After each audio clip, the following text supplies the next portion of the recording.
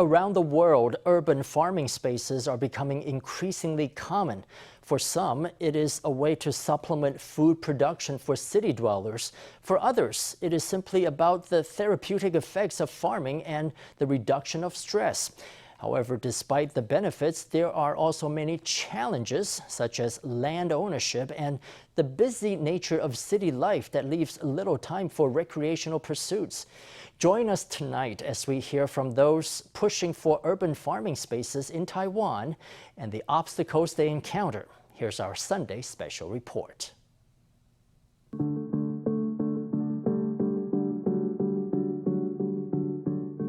这边就是百货公司，下来就是菜园。 Surrounding this lush green rapeseed garden is Taipei's affluent Tianmu District. With a bustling department store off to the right, the garden produces quite the contrast.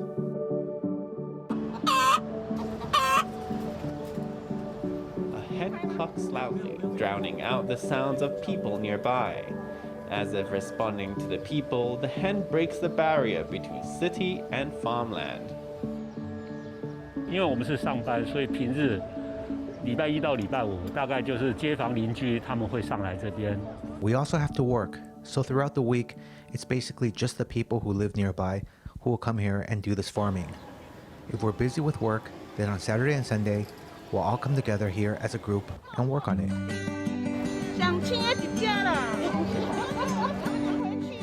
Sharing the harvest is a source of joy for these part-time farmers, but their urban farm is also a source of frustration at times. 这附近很多人会来逛啦，晚上会有人来。 Lots of people pass through here to look around, and there are people who come here at night when they're out for a walk.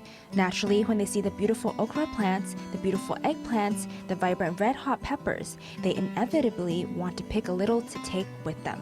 We put up signs, which we hope will encourage people not to do this. However, even if we catch people picking the crops, we can't report them to the police. We can only try to persuade them not to do so. However, this unfortunate setback is not enough to destroy the passion these volunteers have for farming.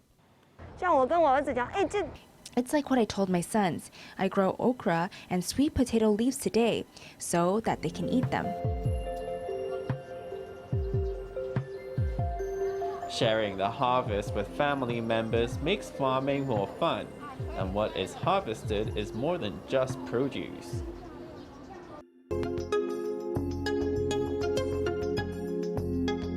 According to data from the United Nations, as of 2020, the percentage of the world's population living in cities was 56%. By 2050, that number is projected to grow to 68%. Some countries have already begun promoting urban farming programs. 像首尔的部分，它也是跟整个大台北。Take Seoul, for example. Overall, it's a very similar city to Taipei geographically. Both are within basins. Over in South Korea, there are lots of urban areas in the basin. In November 2011, the government there passed the Act on Development in Support of Urban Agriculture. This act is really special. It not only promotes agriculture, but also everyday farming, community farming, and so on. Urban farming can be a great pastime, and in some countries, the practice has even contributed to food self-sufficiency for urban residents. Cuba, over the past 30 or 40 years, was impacted by the Cold War, and it was prohibited from importing oil and prohibited from having all manner of exchanges with Western countries. Therefore, urban farming there is extremely developed. Organic farming there is also quite developed. So when people say that urban farming and organic farming can't support a society, well, Cuba is an example that refutes that.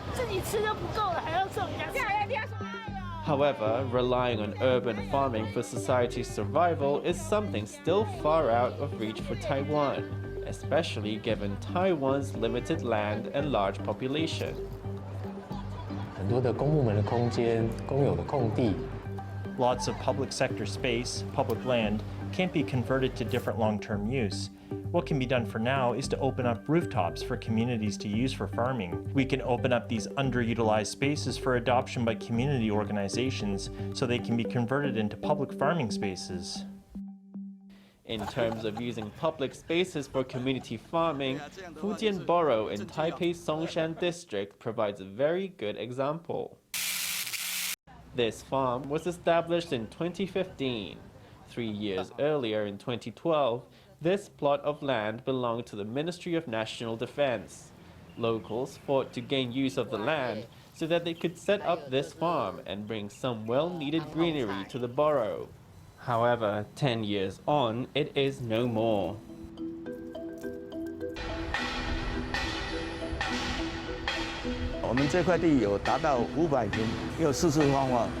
This space here is about 500 ping, arranged in a perfectly square plot.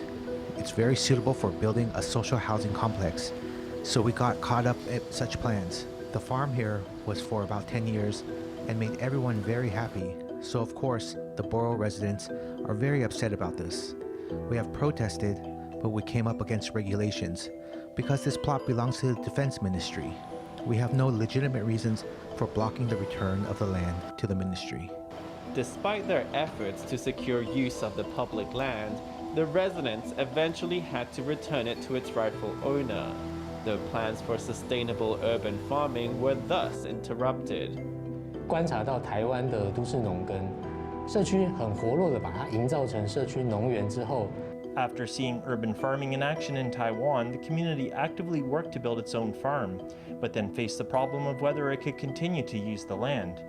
Authorities at the city and county level should clearly delineate land for fields and gardens for farming. This farm was already here and served as an important green space for this area. Arrangements should have been made to leave it the way it was, or to take another approach. There should be some plan to bring back some greenery to this space. However, if more urban farming space is found, another problem that planners will face is the busy lives of urban residents and their unfamiliarity with farming. To close the gap between urban and rural lifestyles, the Tianmu District Agricultural Research and Extension Station has focused on developing tech that connects the two. It's designed a network of farming sensors that city dwellers can connect to from anywhere via the internet. If your smartphone is with you, you can water crops at any time of the day. 这个网页版的操作界面可以让我们及时的看到所有的数据。 On the control panel of this web-based version, we can see all of the data at once. We can also remotely water crops from there. When the soil is too dry or too wet, we can also use a chatbot on the Line Messenger app to send a warning notification or to display the data. The Agricultural Research and Extension Station has also published a list of crops most suitable for growing in urban environments. Urban farmers can enter the floor number a garden is on, if it's within a building, the type of environment it is in, and what direction the sunlight comes from. And the chart will indicate the types of crops most suitable for planting there. 小明家在10层楼的面北阳台。 For example, if a person's home is on the 10th floor and their balcony faces north, they could grow bok choy, Chinese messina, crops like that.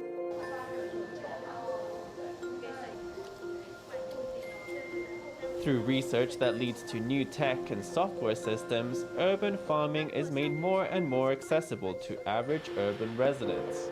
Through this pursuit, people can live healthier and more environmentally friendly lives. 这个绿地空间在下大雨的时候， Green spaces like this are helpful during rainstorms and downpours when they act to retain water, to absorb water. 间接或者是大家比较 Indirectly, or maybe not immediately visible to people, is the fact that plants have a calming effect on people. That's why there's the so-called practice of horticultural therapy. The stress of city life is a catalyst propelling urban farming forward. In Taiwan, more and more people are investing themselves in painting the town green. 整个台北市跟新北市，我们依照官方所释出的数据，我们推估大概有将近50公顷的 Throughout Taipei and New Taipei, based on official data, we estimate that there are roughly 50 hectares of land being used for recreational farming. 50 hectares, I'm sure everyone can imagine just how much that is. That's about the size of 2 Da'an forest parks, and that's spread out in different communities, residences, and building rooftops throughout the 2 cities. These are plots of green right within our living spaces. 如果不从这一代开始，就让 If we don't start with this generation, working with youth, elementary school students at schools and in their communities to give them farming experience, then future generations simply won't have farming in their DNA. This is an extremely important issue. Whether to reduce the stress of city life or to ensure that future generations have the knowledge to grow their own food, bringing farming to cities is of growing importance. If activists and urban farmers had their way, Taiwan cities may just be a little greener in the future.